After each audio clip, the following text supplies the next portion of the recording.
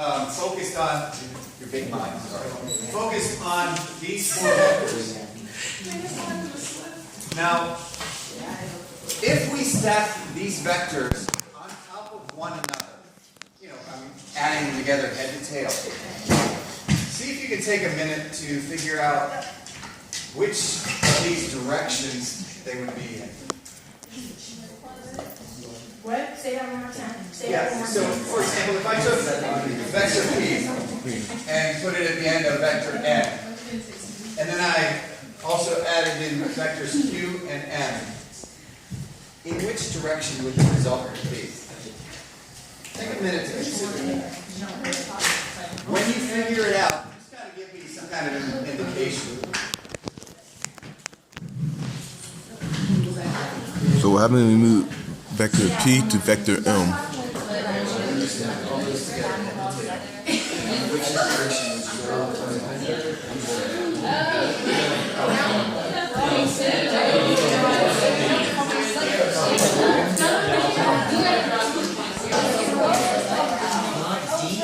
Alright guys, so let's check it out.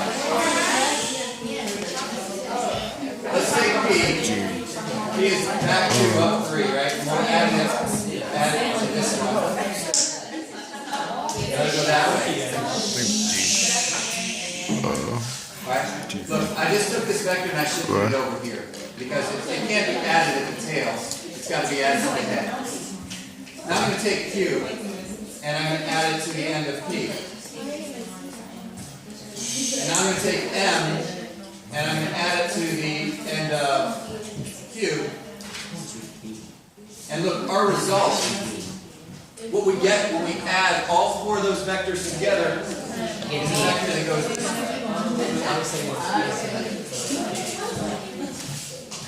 So if you said B, it should be in the direction of B. That was correct.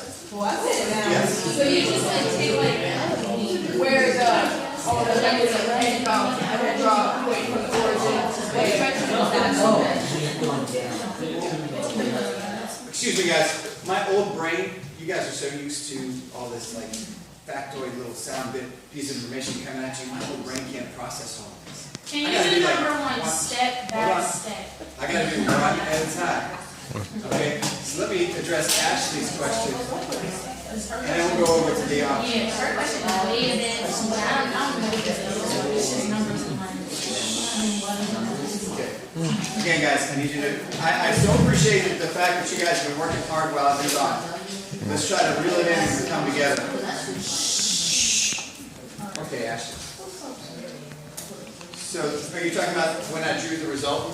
Yeah, like take all the vectors and you like position them kind of tell that. And then I take from there and like you draw them from like 0, 0 up to there, and that's your direction. Yeah, but like if this tail wasn't at 0, 0, I would have drawn it from wherever this tail was. So you always draw it from the tail of the first one that you wrote down up to the head of the last one that you connected. Okay, Dayon, what was your question? Can you go to number one step by step? I just want you to go through one each step by step so I can compare. Absolutely. We will do that. I have one more question for you guys. Yes. So in the table, so would you basically go like counterclockwise or you're trying to find out like what direction those go in? So you're starting from that point and then you just go right to P and then go to Q and M.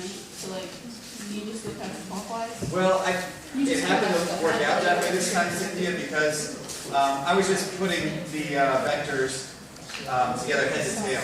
I could have put them together in any order that I wanted to, and I still would end up with the same result. Okay, yes, we will do number one. First, though, I have one more question for you guys.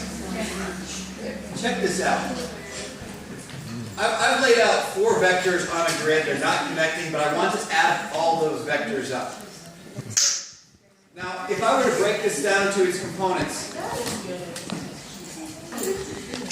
I would see vector A has a component that is 2 in the x direction, Double periods. and 2 in the y direction.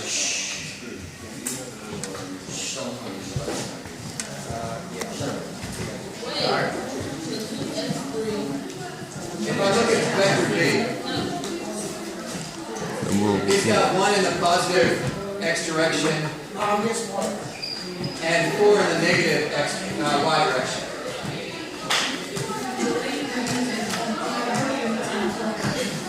If I look at vector C,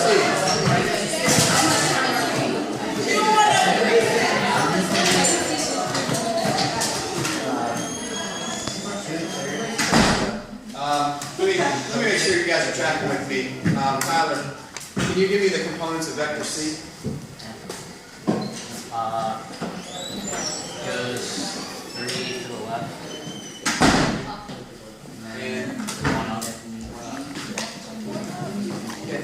Hey, first of all, when you guys draw your components, right? I've got this vector that is it's going up and to the left. So it's got to have a component that's going up and a component that's going left. Okay, that might just be common sense to you, but make sure you're drawing your arrows in the correct orientation. All right, so let me get somebody else here. Mindy, what are the components of vector D here? Okay. All right. Awesome. We just resolved those vectors into their components. All right. Rounding. Excuse you. The next thing you want to do is figure out the components of the resultant vector. Right? The resultant vector in the x direction would be all the combination of all the horizontal components. Right? So, look, A is going to the right 2. B is going to the right 2. C is going to the left 3. D is going to the left 3. For me, you just said it. Okay, sorry. So, if I add those together, I get negative 3 is my component, my x component for my result. You guys in your head do the resultant in the y direction.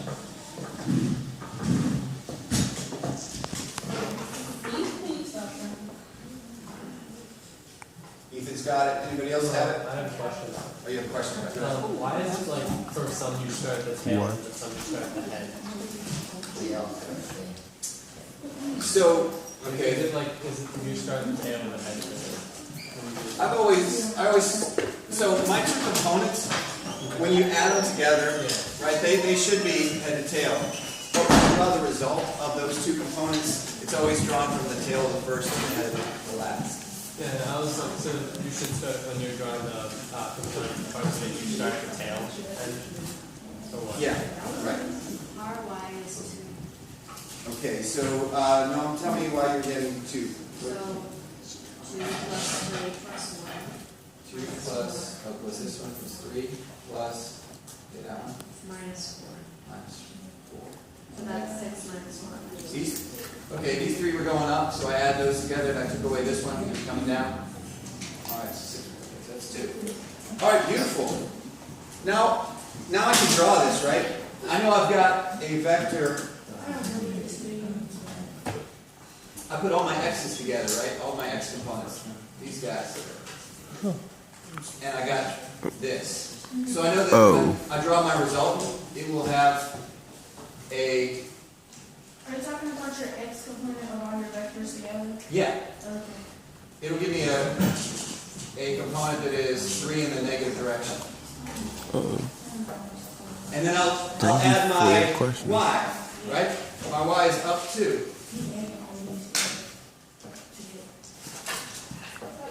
And then now I want to find my result, right?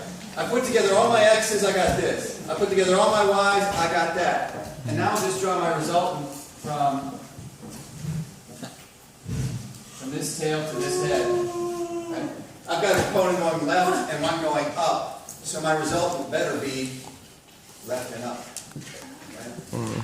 You wouldn't want to draw a left component and an up component and say that that's down to the right. It would make sense, right? All right, so I know my resultant here. How do I find that? What's the magnitude of my resultant? Yeah. So that's the square root of 2 squared plus 3 squared. But at what what direction is it? Because we're dealing with a vector. Magnitude isn't the only part of the vector. You also need the orientation, direction. How am I going to find that?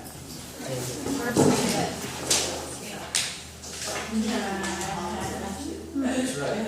Okay. So my personal preference, you don't have to do this. You can use any function since you know all three sides now. But mine is to use the inverse tangent. And so we're looking for this angle theta. That's the opposite over the adjacent. And that'll give you whatever the angle is. Since it's in the quadrant, we just need to like subtract that from 90 and then add. Can you hold your hand up and give me an F5?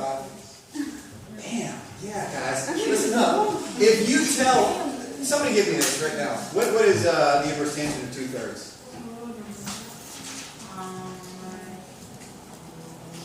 Point.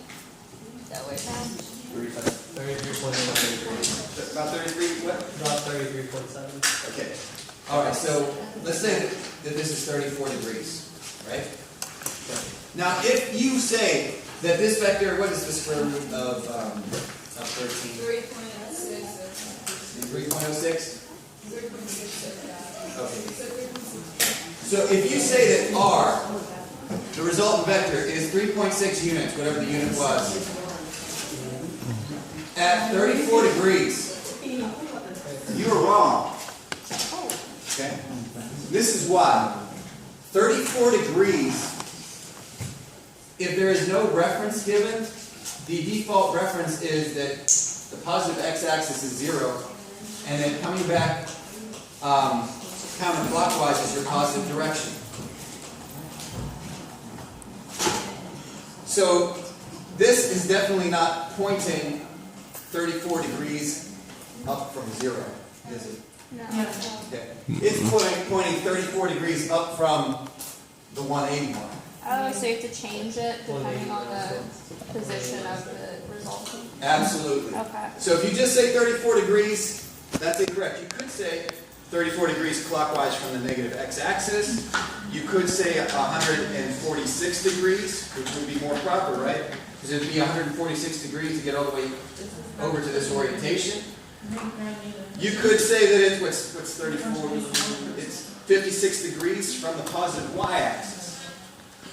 You just have to specify what you're referencing. Because the default reference is positive x-axis is 0 degrees. Everything counterclockwise is positive. Everything clockwise is negative. Okay. All right.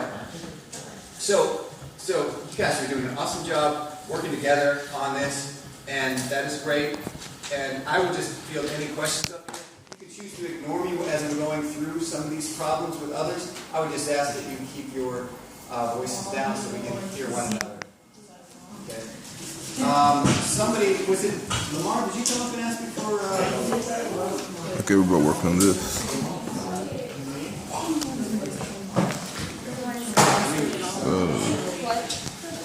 Okay, and Dayana, you were asking about.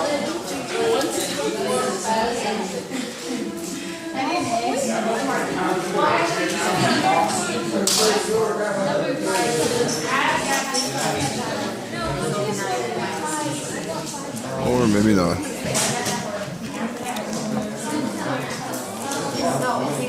Alright, so let's see here.